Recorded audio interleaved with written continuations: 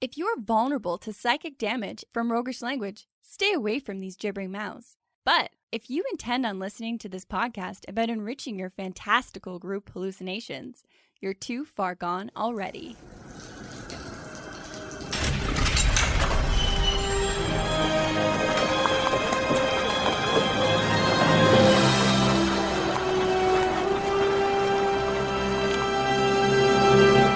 Your next game is going to be a world-spanning triumph, and here is why. In this episode, we find some answers to how do we determine what path to take when planning some epic travel.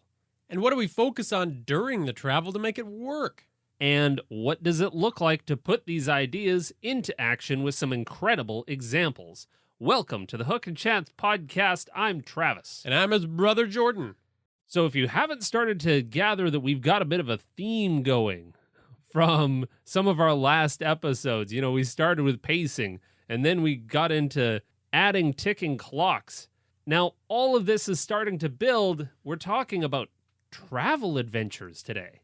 So you and I want to run some epic travel stories. I know what's in you when you start thinking about that globe trotting on a grand scale, like we're going to climb the mountains that go through the peak and into the stratosphere where the dragons that don't even need to breathe air are. And then we're going to go down to the bottoms of the oceans where that same dragon might show up again because he can take a lot of pressure on the old scales. And we're going to go across the lands into the areas that nobody's ever even heard of. Okay, take it down a notch.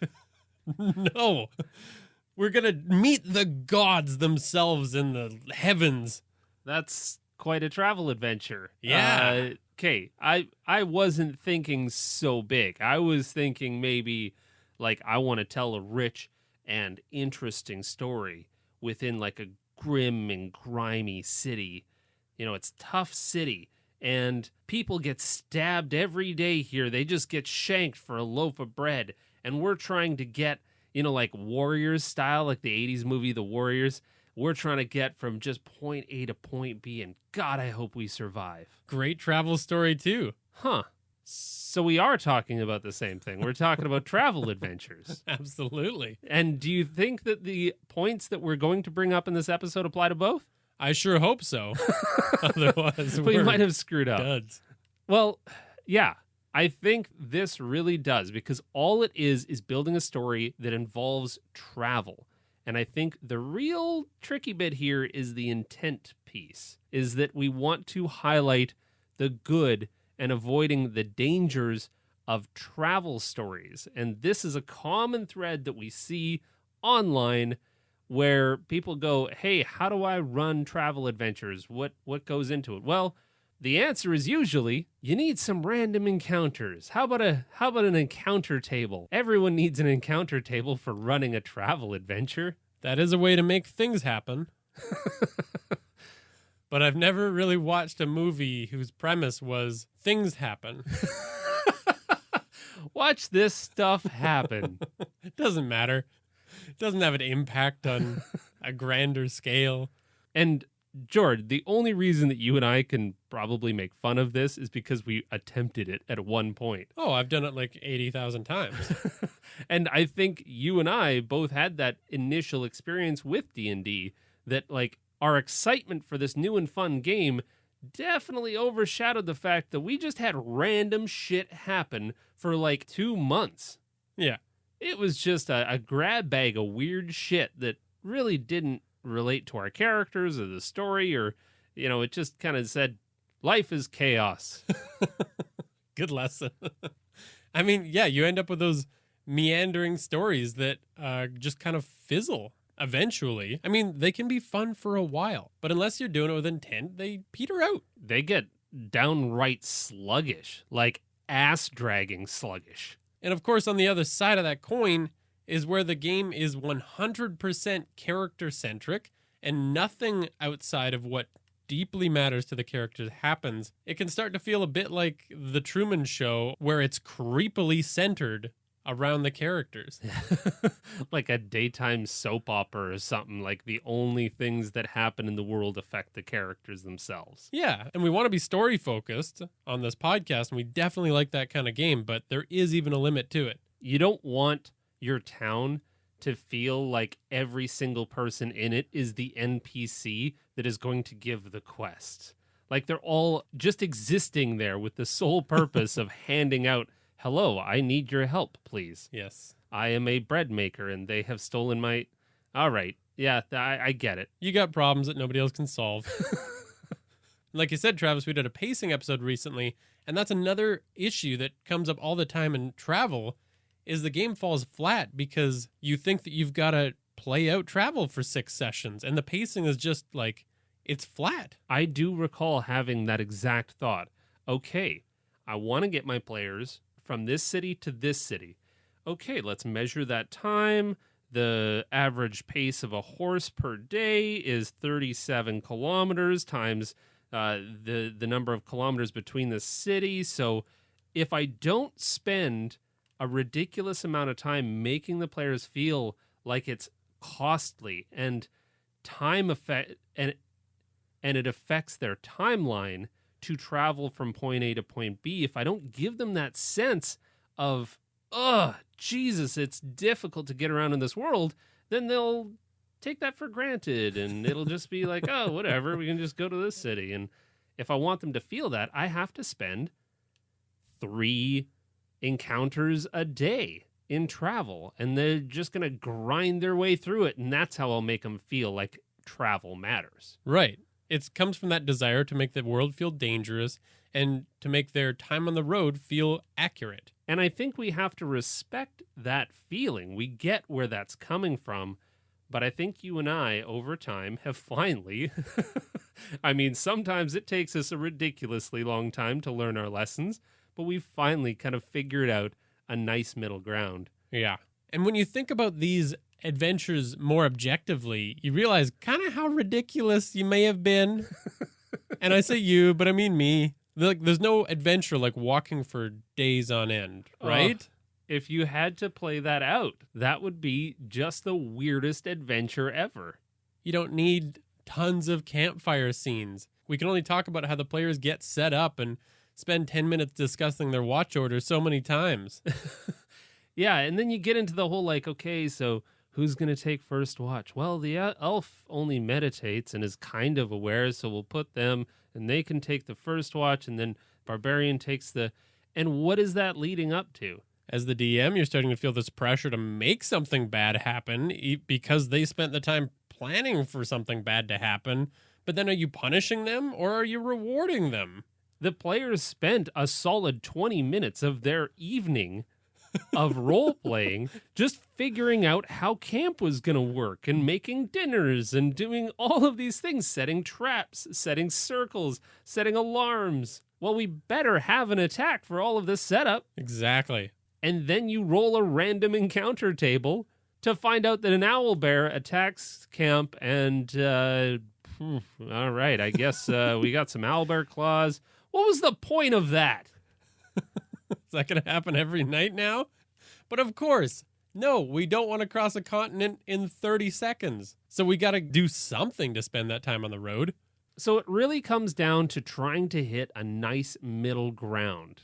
Movies like Indiana Jones take place across continents. And you know that scene where Indy boards the plane and then all of a sudden the little red line starts moving across the world and then it sets down in some far-off destination? He just keeps jet-setting around. Should the DM have included a scene where Indy's got to get through customs? He's got a problem to solve there. Sir, your passport is 2 months out of date. You need to go back. The passport office is over here. Should he have gotten hungry and had to figure out what to order from the in-flight menu? Did they have in-flight menus during the... I don't know. I mean, they had in-flight hijackers when the 2 dudes jumped out and left them with no parachute. Maybe you should have had to solve the problem of how to use the bathroom because the line is never dwindling. Or the other passengers' reactions to this dude walking in with a gun and a whip. Yeah, we never tackled that. Should we have? Probably. Let's go to the strategy stateroom to figure out how we do travel better. This is the Strategy Stateroom, where inventive and cunning tactics are crafted for when they're needed most. So when you are thinking about how to structure your travel adventure, there's just a few steps we're going to go through in this strategy stateroom. The first one is to determine your adventure's goal. And that's actually really important to determine how you're going to run the adventure. Second, you're going to focus your conflict. And third, you're going to define your scale. So that doesn't make a ton of sense off the hop, but let's dive into each one of those steps to figure out how we get more out of travel. So starting with determining your adventure goal. What is your adventure goal? Well, I think there's two very distinct types that are going to majorly influence how you plan your travel adventure. So the question you got to ask is getting somewhere the goal, or does getting somewhere start the goal? That's a real philosophical head scratcher. It might seem like it, but it's simpler than all of our words make it seem. You wordy assholes. So type 1 is getting somewhere being the goal. So this is usually get the MacGuffin, or the item that the players have from A to B. And that second type is to get the MacGuffin that's located at B. The key to thinking about this is getting to B is the problem, and the problem that they're solving is completely solved once they reach B. Well, the classic example of this is Lord of the Rings. Right. As soon as they get the ring to Mount Doom and they toss it in, the story is over. That is the objective. The climax has been reached. All they got to do now is go home and hug for a very long time. But there's other examples of this. You've got stories like The Revenant, where Leonardo DiCaprio is nearly gutted by a bear and he has to get to the fort in order to survive. The entirety of the story was the story of him getting from point A to that B. Or you've got Mad Max, amazing travel adventure where getting to the green place was the goal. And what I loved about that was that it was such a flimsy goal. It was like, I don't know where it is. We're just going to go and find it. And then the really cool thing was that it turned back on itself and said, no, now the goal is to get back to where we came from. Like, they did it twice. Yeah, they mixed it around a bit. But at its core, it was pretty dang simple. And there's even more kind of like introspective, character-focused travel adventures. Like one of my favorites, The Secret Life of Walter Mitty, where he's globetrotting in that one, but finding the photographer was the goal. And once he reached it, he was done his adventure. And we've used the MacGuffin in this example very particularly because often it's the getting to B that solves the whole thing. The MacGuffin didn't really matter. It was the journey that mattered. Yeah. And then the second type of adventure we're talking about is where they get the MacGuffin that's located at B. Once they get there, they begin to solve the problem. But the travel part didn't really matter. Well, to borrow the previous example, Indiana Jones is a classic example of this. Indy's goal is to get the idol here, and then to go over here to get the Ark of the Covenant, and then to go over here to get the Cup of Christ. Like, it's all about getting to that other place, which is why maybe they skip over some of the travel. The adventure starts once he arrives. Right. It's a series of basically dungeon crawls that are just connected by some quick travel shots. It's a travel adventure, but a very different type than those earlier examples. And another example of this would be the Mission Impossible movies. Typically, I mean, if we consider, say, the last one, I don't know, they're all kind of blurring together for me. I can't tell the difference. But it's all about once you get there, some action and some conflict happen. It's not about the person trying to, and the arduous journey of trying to get from point A to point B. As soon as they reach B, as soon as they get to the place, now the shit is going down. They got to defuse the bomb. They got to do this. They got to do that. Sneak into the place, hold perfectly still, get past the laser beams. Do something insane. Yeah. So really what this comes down to is if you are planning an adventure, you really have to just sit down and assess, is my story something that kicks off when the players arrive at their destination, or is it all about getting there? Yeah. So step 2, focus your conflict. So with that second type of adventure, the one where you're just getting from place to place, you can use kind of the montage technique that we've talked about. It's where you're quickly describing what's happening along the way. You're giving some moments to shine, that kind of thing. We covered it in a lot of detail in our episode, Unlock Story Pacing.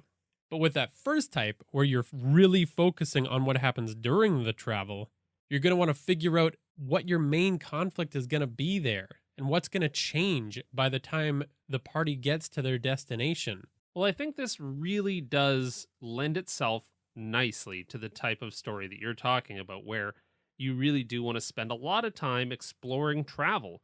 What does that look like?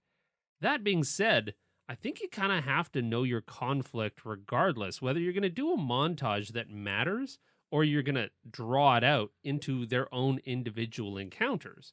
But there's no point in doing an encounter unless you understand where the conflict is and what's going to drive your characters to care about an encounter that you've thrown in their way as a part of their travel. This is going to help so much getting around the issues of random encounters. Yeah. And literally anything can be conflict, but there's a few main ones that we think work really well for this kind of storytelling. And those are the conflict between the heroes and the environment, the heroes and a pursuer or antagonist, and between the heroes and themselves. So a lot of stories tend to focus on one or two of these. And when you're deciding which one of these to really focus your adventure on, you're going to want to think about the players that you've got at your table and the kind of characters that they've created and what they seem to care about. So if you're going to focus on that environmental conflict, you've probably got players that are really interested in the dangerous aspects of going through a fantasy world. That's really fun for them. You got some tough-ass survivalists. Yeah. If you're going to focus on that pursuer conflict or antagonistic conflict, you've got players and characters that want to conquer evil. They want to fight some big bad. Yeah. And finally, that character versus themselves, where you're going to see some personal growth from those characters, are for the players that have built super fleshed out, deeper characters that they want to do that with real flaws that you can manipulate and you can explore with them. And that's where you start to throw in moral quandaries and all kinds of things that really kind of challenge that approach to gaming. But you're going to have a really tough time trying to focus on that conflict with players that have just created like the standard super powerful fantasy heroes, which there's nothing wrong with. It just means they might want to play a different kind of game. Yeah, you're going to focus on the pursuer or the antagonist with those. For those that have deep and rich character flaws, you might want to do a mix of maybe the character versus themselves and the environment. Like you can focus on which of these one or maybe two you want to try to achieve. But trying to do three or even other ones might start to muddy the water. So Yeah. it's better to focus your attention on one or two. And to give you an idea of what we're really talking about, we got to use some movie examples because we love movie examples. For no reason other than we like movies. No, I think they do provide a salient point of this is why some of these stories are so good.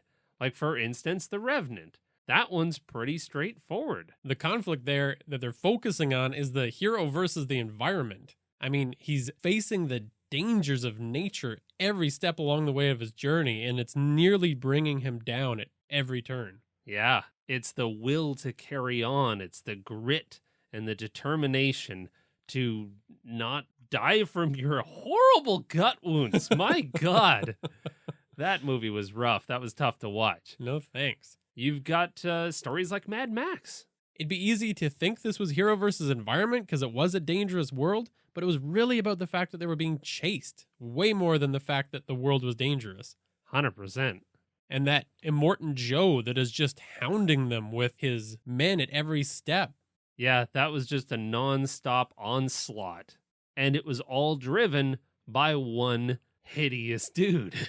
Every encounter that was interesting to watch on screen was a conflict between the antagonist and Mad Max and his pals. Yeah. I should say Furiosa and her pals. She was the hero of that movie. No, she really was. She carried that thing. Going back to The Secret Life of Walter Mitty, that's an example of the conflict of hero versus themselves and their flaws. That was such an expert class in storytelling, because what I loved about the way that they approached that was that Walter wasn't a bad person. You know, we used the previous example of like characters with flaws, but these are really just characters that have something to get over, something to move past.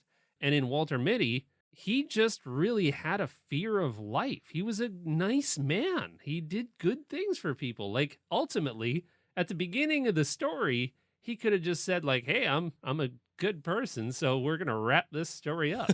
But he needed to learn to be more bold and more adventurous. It seems so cliche and like you wouldn't want to tackle it in a D&D game because it's too simple, but that movie proves that it can make very compelling stories. And that way, if I'm DMing a Secret Life of Walter Mitty style adventure, I'm going to throw conflict in the way that really just forces my players, should I jump off this boat? My God, this is taking so much. And we know that every single time the players choose to have their characters laugh in the face of the conflict that we throw in front of them, that they're growing as characters. Yeah. And finally, we come back to the classic Lord of the Rings, where they've got that simple goal of getting to the volcano with the ring. The conflict in this one, I mean, it was a big story. It's a very complex story. This one, you could argue, is all three of them. The hero versus the environment of the dangerous Middle-earth versus themselves. I mean, you got those hobbits that are overcoming the fact that they've never left the Shire. And trying to learn to trust a horrible, decrepit, ugly golem character that's trying to backstab him. I thought you were going to start talking about Gandalf for some weird reason. I was like, that's rude. Gandalf's not... And then you've got the antagonist. Nobody forgets about the antagonist of that movie. Hell no, that giant eye that's constantly looking for him. Yeah. Being a creep. Or the ring wraiths, or the treacherous... Like, who needs enemies when you got friends like Boromir? There you go. Yeah. Although this kind of goes counter to our point of maybe select one or two. It does. But keep in mind that that's one of the most legendary fantasy stories ever told, and that it took a very long time to tell it by a very good storyteller. 9 hours, approximately. So if you're going to compare yourself to the likes of J.R.R., fair enough. So maybe just focus on one. So basically, just to reiterate, identifying where to focus is really helpful, and it will help for all of the encounters that you put in front of your players, knowing exactly what you should tie in there. You know, if my players have created rich flaws, focus on character conflict, maybe throw in a dash of environment. If my players have made epic heroes, then let's do a deadly pursuer and some environmental conflict. But if my players are excited about a world of danger and possibility, I'll focus on environmental challenges with a little bit of maybe some pursuers in there. You can really mix and match, and like, even in the case of, say, an avalanche, we have our players crossing a wintry peak, and here comes an avalanche. Are we going to focus on the avalanche and the excitement of trying to survive that onslaught? Or are we going to say, hey, you were covered by an avalanche, and now you have to find your friends, despite the fact that you're nearly freezing to death, and you're digging around, and each one of you is trying to find the other, and you're hopelessly lost and separated. That's going to be more interesting to players that have some personal flaws. That's a very good point, because you can put any of these lenses on an avalanche. I mean, if you've introduced a ticking clock of a big bad chasing you guys, then the avalanche is slowing you down, and the fear and the tension is going to come from that antagonist getting closer, not from the avalanche itself. Yeah, totally. All right, moving on. Part 3, define your scale. This is going to be totally to your taste, but we're just saying, think about it. A travel adventure can be tiny or massive or anywhere in between. Maybe this adventure is going to take place between two locations that aren't very far apart, but we'd still all like to spend some time on that travel. So let's build a little adventure around the trip. Maybe it just takes a session or two to resolve. Maybe the characters will learn something along the way. Well, to your point, if you want to go the opposite direction, and you're a bit of a world builder as a DM, and you love fleshing out and creating these rich and deep areas that tell a little bit about the world history and why we're here, and it helps ground all of the players in this lore that you've crafted, then maybe you want to spend a little bit more time and create a campaign where you can introduce some side quests that dive real deep and the characters have transformed over this really epic journey. And the structure of that really isn't that much more complicated because all you're doing is having one adventure that you keep inserting smaller ones into. Yeah. No matter what you do with this, you're absolutely going to want to insert that ticking clock, as we discussed in our last episode. And you're going to want to throw some stakes in there, stakes that motivate the players. And weirdly enough, you can still use our one-page story planner on our resources page to flesh out your story.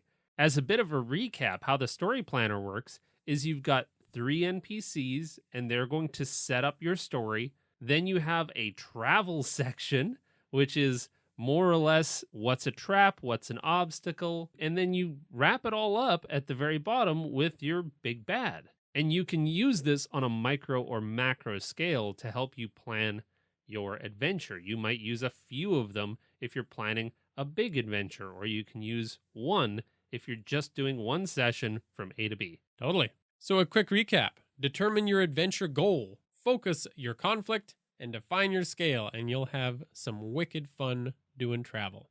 And if you're asking why we haven't gotten into any of the nitty-gritty details of travel encounters, don't worry, we're going to do that in the very next episode. But before we do that, I think we should probably stop by the Griffin Street Market on the way to Kinship Camp. Must-have provisions and supplies can be found for the right price at the Griffin Street Market. Hey there, you know what's mega dangerous? Yes, I do. This talisman of ultimate evil.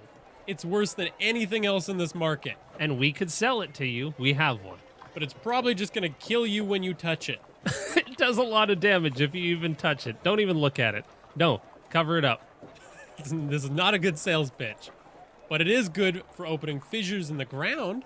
Maybe if you want to throw some shit away into the pit. Yeah, also, if you were to own the Talisman of Ultimate Evil, you get a lot of looks from disapproving grandparents that's really hard to shake around the holidays. And if you're into fashion, it's probably not going to go with a lot of your outfits. Unless all you wear is black. Yeah, you're into that dark stuff. But you know what's good and not at all evil? And matches your outfit? Describe. They've got over 1,400 box texts for you to read, no matter what is going on in your homebrew fantasy worlds. And they're making a dozen new ones every single Earth Day. Are you struggling to sell the awesomeness of that sword? They have box text for that. Are you trying to sell how terrifying the monster you're throwing at your party really is? Well, that's in there too. So users can subscribe only to the scene collections that they need, or they can subscribe to a hero membership that grants access to all scenes, as well as hundreds of early access scenes at a discount. Hero members also have access to the Describe Scene Request feature, which enables you to propose new scenes directly to the editors, such as RPGbot.net's request for Cure Wounds, but spooky, which became a dark casting of Cure Wounds. Let me try this one on you. The words emerge from your lips like a lurking spider, rasping and otherworldly. The voice is not your own, though you now command its power. An inky blackness, somehow both liquid and vapor at once, coalesces into your palms and writhes to the tips of your fingers. A chill comes over you, and your hands become frigid, blue, numb, and corpse-like. You gesture, holding your hands over the injury, and the inky tendrils set to work, worming their way into the wound and stitching it closed. Well, jeepers, that is creepy. Did I creep you out? Surely. It's a heck of a lot creepier than the talisman we tried to hawk. Yeah, it also represents a far smaller threat of liquefying your friends. And one of the coolest parts about these box decks is they're not right there making sure you read all of it word for word. You can just use bits that you like or whatever. You can use them in your pre-written adventure. You can use them in your homebrew. You know what? You could even, if you wanted to, you could take credit for it in front of your players and not even tell them about Describe. It you could dirtbag. be your secret weapon, your secret talisman. But you can visit describe.com/hook. That's DSCRYB.com/hook. And use code HOOK at checkout to save 10%. All right, then let's continue our travel adventure over to Kinship Camp. This is Kinship Camp, where rich histories and diverse quirks are explored between weary adventurers around the safety of the fire.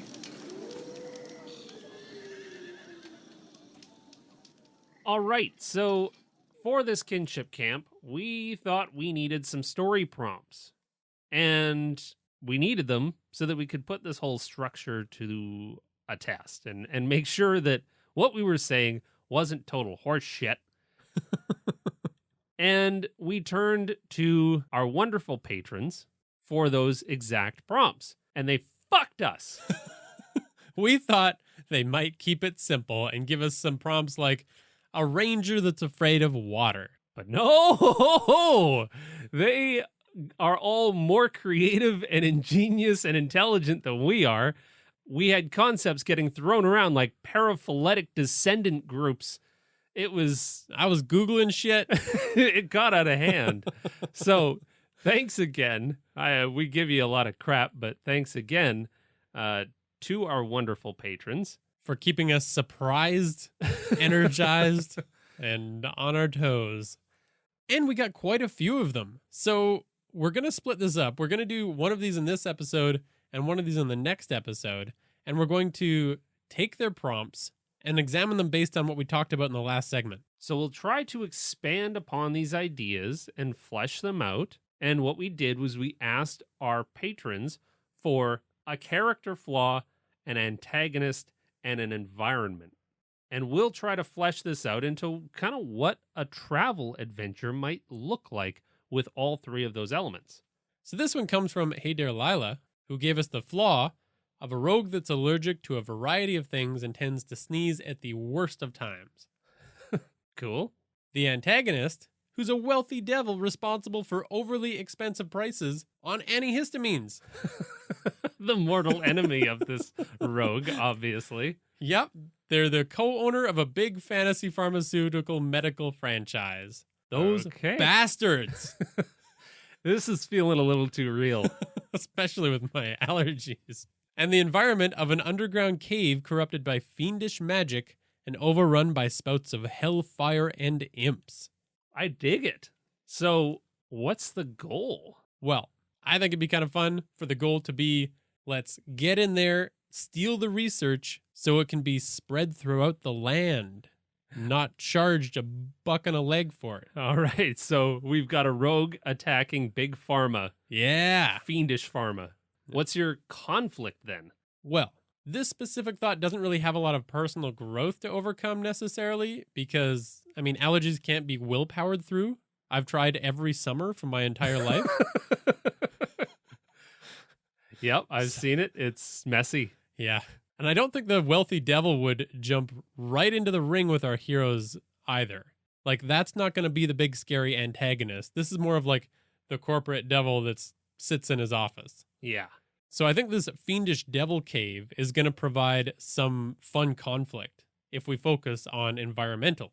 Gotcha. It is about trying to get to B and kick the living shit out of our big pharma devil and steal his big pharma plans. Yeah. And that would make your story an environmental story. Absolutely. That means this hell cavern is going to push them to their limits. If we want to take real inspiration from that environmental conflict, then we're going to focus on making this place the challenge, not NPCs that they come across. Like, they can still be there, but it's the place. Okay. So what scale would this be at? Well, it could, of course, always be a big campaign, but let's keep it simple. Let's say they're on this specific mission through the cave to heist out the recipe for the pharmaceuticals. Maybe it's near the end of a campaign, but before they have some massive final confrontation. And say it's pretty small scale. Yeah, I could see this as like a 3-session kind of story. Yeah. And then what kind of scenes are you thinking? Like, if we're going to build some kind of scenes into this environment, what's percolating? Well, I'm sure you've got some ideas out there. I'm sure, Travis, things are starting to bubble to mind for you of what you could do with a fun magic hell cavern. I mean, plenty. But if we start with them going into the cave, that's where we can begin to make this powerful. Okay. If you make the transition impactful, uncomfortable, and really set that tone, you're going to make this environmental conflict pop. So you're thinking like heat and some other stuff like that? Yeah, and like draw on the contrast between the place that they just came from and this place. So things like the air is damp, incredibly hot. It's like a sauna with fresh water on the coals where you can feel the heat on your skin intensifying every time you move. Ooh. Maybe it's even thick with ash that coats your mouth every time you open it, which leaves a residue and a rotten taste. I feel like anybody that has even an ounce of good in them, I mean, obviously you'll let them cast certain spells, but you'll describe it as being harder because you are farther away from the place that magic comes from. Oh, yeah. Nothing good happens here, and you're trying to draw all of that energy away from where you came from, where those happy thoughts. Especially if you got like clerics and paladins in the mix. Oh, hell yeah. And the climax has got to be great too. They've got to steal the formula in the end. And of course, it doesn't have to be like a normal filing cabinet that they finally find in an office. But it could. I mean, that's funny. If you're into that, yeah. That could be like the humorous anticlimax where it's like, well, there it is. There's the filing cabinet. That's what you do just before you hit them with a big thing, like the actual climax. True. Or, of course, you could get really weird and turn that normal filing cabinet into some kind of devilish filing cabinet. Maybe what they're looking for is actually tattooed onto one of the weaker demons, like an imp or something. They've got to find the imp and keep it safe, even though it's probably trying to gnaw at your head and viciously insulting you all along the way. That's an interesting idea. An imp that has a filing cabinet in him. Nasty. Any other ideas for environmental challenges along the way? You've got geysers of lava and all of that kind of stuff. But I am liking where you're going. I think as they're going through this, you got to throw in that ticking clock. So maybe they've got a magma eruption that's actually chasing them. If you design this place vertically, the magma could be rising and falling like an unpredictable tide that the party is trying to stay ahead of. Yeah, that could be good. And again, because you're not focusing on any like deep demon NPC interactions you're running into down there, you could treat them like expendable pests that continue to gnaw away at the party's resources and sanity. Like they just take a quick blast to kill these things and to throw them into the lava, but you're using up what you got. And you could have that never-ending pursuit. You could call back to a little bit of the Revenant, as the players really cannot stop. They have to cross this very deadly place. Like in the Revenant, what if the bear never died? Yeah. And now you're wounded and you keep taking damage from these little things along the way, but there is an unstoppable force that keeps chasing you. Totally. And yeah, like you said, there's so many cool ideas of lava and weird things that are happening. I mean, you could have a section of cave that consists of razor sharp fields of stalactites and stalagmites where fiends are trying to break them loose to impale people that are coming through. Yeah, you've got difficult terrain everywhere. Like, this could be really visceral. Yeah. All right. That's some fun stuff. Thank you, Hey There Lava. That was great. Moving on. Our second submission. The ever helpful and always ingenious Will gave me the flaw of a party that consists of time-displaced adventurers, each with their individual flavors of a fish out of water. So you have a Neanderthal, a medieval knight, and a futuristic robot are all out of place in a steampunk fantasy industrial revolution. So, incredible. first of all, holy shit, hats off to you, Will, because this is elaborate. So I had a lot to work with here, and also I felt a little intimidated by the complexity of what's going on here. So we got some time-displaced adventurers, and they're all from various areas. This is going to be wild. And what's your antagonist? So Will's antagonist was their future selves. Wait, what? Wonderful timey-wimey stuff going on here. Exactly. So their future selves are bitter and cynical about a world that rejected and ignored their heroism. So they've come back to punish the world and make sure that things are horrible enough for their heroism to matter. Okay, so we got a deep. we got a Neanderthal, a knight, and a robot that have allied in the future, now come back and made the world a terrible place. Oh, man. And to round it off, the environment that Will provided was a world that is full of pockets of strange time displacement windows. So views to other times. So, for example, between two mountains on the horizon, the sky is dark where everywhere else it's daytime, and vice versa. Ancient ruins contain time bubbles where you can hear the ambient sounds of the past. And people take great care to avoid mirrors when not fully clothed, as they can often bear ghostly images of spectators from other epochs. Time perverts.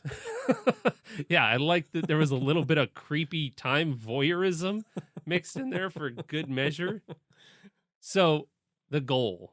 I know that Will kind of set this up to be a little bit more like this is just the world and this is how it is. Yeah. But that started the brain thinking that this is a new experience. All of these time bubbles and time portals and time windows, and even the fact that our players are here, well, that means that maybe that could be reversed. So the goal is going to be just to stop the time displacement and set everything right again. Okay. So that's not really something you can just do by walking to a place, I'm assuming. No, this is definitely I'm already starting to get a sense of this is the Mission Impossible style. Yeah. This is get somewhere, do something meaningful, and go somewhere else. Yeah, so we're going to do some montages from here, there, and everywhere. And then, yeah, like you said, we're going to arrive, set something in motion, and then move on. So the conflict here, I'm thinking like cataclysmic consequences. And I would go huge. Like, you know, the Justice League laser beam in the sky kind of big? Yeah. Like, that's the kind of scale. World-ending stuff. And they're going to see evidence of this conflict everywhere they go. They're going to be reminded that eventually the world will collapse in on itself if they don't set it right. Gotcha. This is a wild world and it keeps getting worse. That's almost their ticking clock. Yeah. Yeah. So they've got that ticking clock in there. The world is becoming unraveled. And this is where I really started to enjoy playing with this concept, which was the antagonists. They're the worst versions of themselves from the future. Right.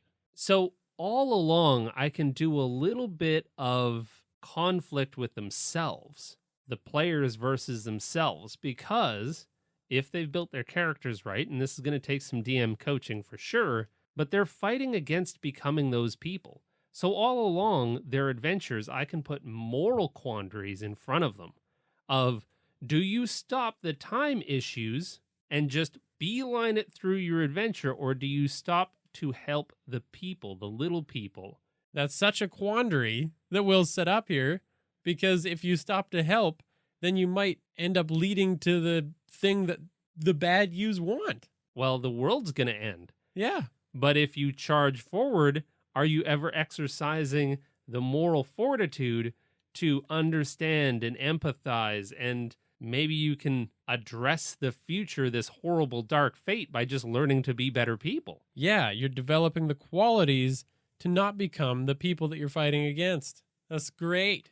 And we can play with those ideas about destiny and how easy it's to go down a really terrible path. So the scale, again, like you already kind of summarized, is you're getting somewhere to start the goal. We're going to have lots of little scenes where they can affect the outcome of the story. So some of the scenes that I considered here and where it really started to get good, where it really clicked into place. I'm going to build some scenes where the heroes are finding holes into the future, and they have to identify where some of these holes are opening up. Because if we can hint that the villains got the technology to enact this plan from somewhere within a far future, well, maybe that sends them jumping to the robot future. And maybe the robot even knows where this type of technology exists. Oh, we got to go to my timeline. Okay. Nice. Now they got to crack open the time orb or something when they get there. I mean, it's not all fleshed out. But the idea is that that character is going to be the leading hero of this small adventure within. Yeah. Well, and then we can jump back to the past to get the raw protoplasmic goo that fuels the time orb from the future. And now the caveman barbarian is the most familiar with this time. Yeah. And then we can even go to the recent past for the knight to get some Da Vinci-esque genius that will be able to explain how to stop all of this or how to put it all together into one thing. Now, what got me really excited about this whole thing, what really kicked it off, and I was like, oh man, I might have to run this one day, is that no matter what, the villains win. Yeah. They're just trying to set up their own heroism, right? So if the players actually forestall this horrible future and they figure out how to counteract it all, now they're heroes. Yeah. The villains got what they wanted. And then if they don't, then they still punish the world. And yeah. The best outcome I think I could hope for as a player is to be able to like create a new timeline where those villain yous didn't exist. So you just gotta like what? Huck yourself into a volcano at the very beginning? What? I don't want you to not exist at all. But you just want those good qualities that you're developing along the way to be the things that exist in your timeline. Yeah, fair enough. Well, hopefully that was helpful. I'm going to run that adventure one of these days. That's so bombastic and weird. I don't think I would have ever come up with that one myself. You're just going to be a cold thief. Yeah. Oh, yeah. Just full on steal it. Sorry, Will. I'm going to plagiarize your idea. Finally, the point of this podcast has come full circle. We've got some adventure ideas.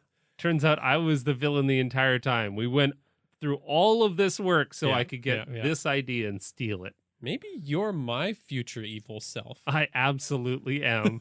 I came before. It makes sense. Taking me down a dark path. It all makes sense now. Well, before we go, we wanted to return to the world of reviews. Thank you very much, Tristan from YouTube, who commented and said, such an underrated channel. Keep it up, guys. Well, thanks. We will. Thanks, Tristan. Sounds like a deal. We ain't stopping. Can't stop, won't stop. Well, we got another comment on there from Shot that says hidden gem of a D&D channel here. What a treat to hear those things. Yeah. Keep them coming. It keeps us going. It's fuel to the fire. Ego fire. Well, thanks to Tabletop Audio for the sound effects that you heard in this episode. You can follow us at Hook and Chance on Twitter, Facebook, Instagram, and Reddit. You can also join an awesome community of players and DMs by hopping on our Discord. We would love to see you there. Thanks for listening, and I'm going to steal all games of your best ideas. You mind thief. Keep them coming.